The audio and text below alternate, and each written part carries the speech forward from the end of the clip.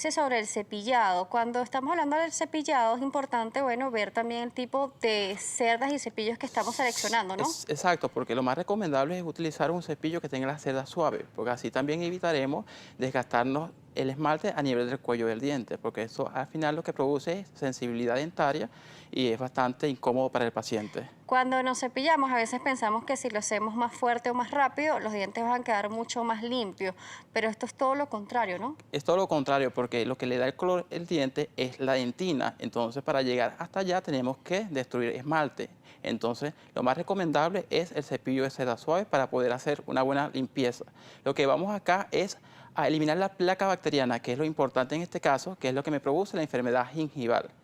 Cuando hablamos de las placas, también tenemos que acompañar esto sobre una limpieza también en consultorio, porque no solamente basta en cepillarnos bien, ¿no? Exactamente, porque a veces no tenemos las otras técnicas para mejorar la higiene en esa zona. Nos habla sobre el cepillado, pero el cepillado siempre vamos a ver ese combinado entre esas cerdas suaves del cepillo y también la utilización del hilo de un poco en el En el consultorio, ¿no? consultorio sí le vamos explicando la técnica, cómo hacerlo para que también no se lesionen las papilas, porque si lesionamos la papila, esta puede retraerse. Entonces hay que hacerlo con sumo cuidado. Sí, hay que hacerlo de una manera delicada y limpiar ambos lados donde Ambos están las lados pupilas. sin lesionar la papila, porque lesionamos la papila, puede retraerse, entonces las raíces quedan expuestas. Claro, porque si hacemos un cuidado también excesivo, pero inadecuado, podemos lastimar nuestras encías y generar una enfermedad periodontal, ¿no? Exactamente, porque si tenemos la gingivitis, no nos ponemos. No tenemos esto, entonces tenemos la inflamación de las encías. Cuando hablamos de la gingivitis nos está hablando sobre que podemos ver sangrado, Sí, cuando pero el sangrado es la única característica que nos va a decir que están inflamadas las encías. no, es uno de esos signos, porque eso es un signo que presenta el paciente. También podemos ver enrojecimiento, edemas y inflamación en esa zona. Vemos entonces esa inflamación. Además, hay otros factores que nos pueden inflamar las encías, ¿no? Por ejemplo, alimentos muy calientes o picantes. Está bien, irrita las encías y también las puede inflamar, como también hay enfermedades que pueden producir las enfermedades de las encías. ¿Cuáles son esas enfermedades, doctor? Vamos a ver cuáles son esas enfermedades, porque justamente vemos cómo la limpieza de nuestra boca influye muchísimo, pero también nuestro organismo ¿No? también es un reflejo de todo. ¿Qué enfermedades pueden desencadenar la inflamación también de las encías? Por lo menos la diabetes, porque generalmente el paciente diabético tiende a producir menos saliva, entonces hay más acumulación de placa bacteriana, más acumulación de sarro, entonces esto produce que se profundice más lo que es el problema periodontal. Entonces, ustedes hacen esta historia clínica del paciente, ¿no? Tienen que ver si existe alguna enfermedad de base que pueda estar desencadenando la inflamación. Exactamente, hacemos la historia clínica y ahí evaluamos y buscamos antecedentes también familiares de ese paciente para ver si tiene o sea, tuvieron la enfermedad como tal. Claro, vemos si este es un paciente, por ejemplo, diabético, ¿Ok? que presenta una enfermedad periodontal, ¿cómo se hace el abordaje con ellos? ¿Cómo van a hacer el tratamiento? O sea, tienen aquí, ven si es un paciente controlado en esta parte Sí, de porque la el paciente enfermedad. siempre tiene que estar controlado y compensado para, por ejemplo, cuando se le van a hacer procedimientos quirúrgicos y siempre se hace en comunicación con el médico tratante. Entonces, lo recomendable es que el paciente diabético sea atendido a primeras horas de la mañana porque se supone que tiene los niveles de azúcar bajos a esa Claro, y hora. además pueden ver, porque tenemos, por ejemplo, sangrados, por ejemplo, se habla de que para muchos pacientes con enfermedad periodontal a veces se le hacen algunas terapias, por ejemplo, con láser, en donde pueden sangrar un poco más y la cicatrización es un poco diferente para el paciente diabético, ¿no? Claro, porque ahí hacen la cauterización y hay menos sangrado. Claro, tenemos estas alternativas para ellos. Sí. Pero ¿qué sucede con un paciente con enfermedad periodontal que se le hacen estos tratamientos, pero que continúa repitiéndose la inflamación? Técnica de cepillado, eso es allí. Así se le elimine todo el sarro, tiene que tener una buena y excelente higiene bucal, porque Claro. si no, eso tiene recidiva. Cuando hablamos del cepillado, ¿qué tan importante es combinarlo también, más allá del hilo dental, con los enjuagues bucal?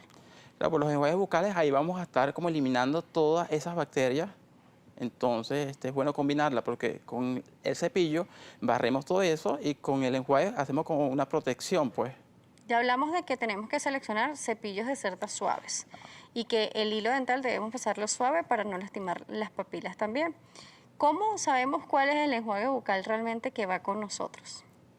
¿Cómo podemos seleccionarlo? ¿Cómo poder ir y comprar uno que se acorde a las necesidades del paciente? Bueno, en general todos los que están ahorita en el mercado son excelentes, son muy buenos. Cuando hablamos sobre la higiene en general, nos decían en el pasado de que, por ejemplo, con una vez acudir al odontólogo era suficiente. Ahora nos han dicho de que por lo menos cada 6 meses hay que visitar al especialista. Sí, es bueno que lo hagan cada 6 meses porque así evaluamos la salud de las encías, vemos si hay caries, entonces podemos atacar las cosas a tiempo y darle un buen tratamiento a ese paciente. Lo diagnosticamos para darle un buen plan de tratamiento. Sí, existen diferentes especialidades, incluso en odontología para el tratamiento. Con enfermedad periodontal también existe un especialista para ello. Sí, se medica al paciente y después se refiere a un periodoncista. Esto es en el caso cuando se van a hacer cirugías, se van a hacer injertos óseos y este tipo de técnicas que son más complicadas y no lo puede hacer un odontólogo general. Claro, además, cuando tenemos las encías inflamadas no solamente significa de que van a sangrar, sino que podemos perder estructura incluso en la raíz, verse comprometida el hueso. Sí, ya eso es cuando el paciente entra a lo que es la enfermedad periodontal, porque la enfermedad periodontal se encarga de destruir ese hueso que me soporta mi diente, igual los ligamentos. Entonces ahí el paciente comienza a experimentar sensibilidad, los dientes comienzan a aflojarse. Al momento de masticar, el paciente siente una molestia, igual cuando toma frío. Entonces hay que hacer este tipo de... Claro, además vemos de que las encías pueden hacer, si están enfermas, perder dientes, no solamente son las caries. Esto es importante también aclararlo. Vamos a hacer una pausa. ¿Qué noticias Globovisión Salud? José Zurita nos seguirá acompañando, odontólogo. Estamos hablando sobre la enfermedad periodontal, sobre la enfermedad de las encías, qué significa y los abordajes. Recuerda las redes @salud_gb, @Daniela J. Salas. Volvemos. El sarro y la placa bacteriana, que esos son los agentes causales de esta enfermedad periodontal, si no se elimina, siempre va a seguir sangrando y la enfermedad va a estar quedando allí. Pero cuando se elimina, ya el paciente comienza a mejorar. Un paciente que siempre se les inflama las encías a través de alimentos muy calientes o picantes, ¿quiere decir que tiene una enfermedad periodontal o no necesariamente?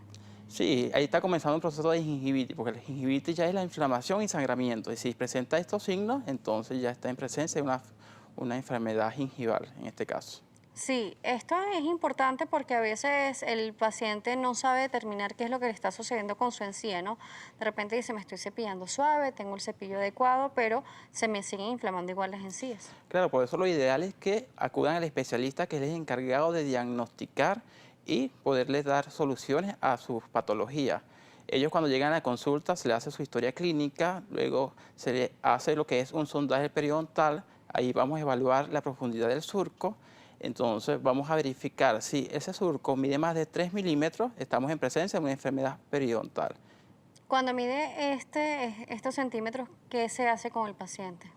Se le empieza a dar tratamientos, raspados radiculares, limpieza, para tratar de paralizar, porque la enfermedad periodontal Las sensibilidades a través de ellos. ¿La enfermedad periodontal es curable? no es curable, se controla.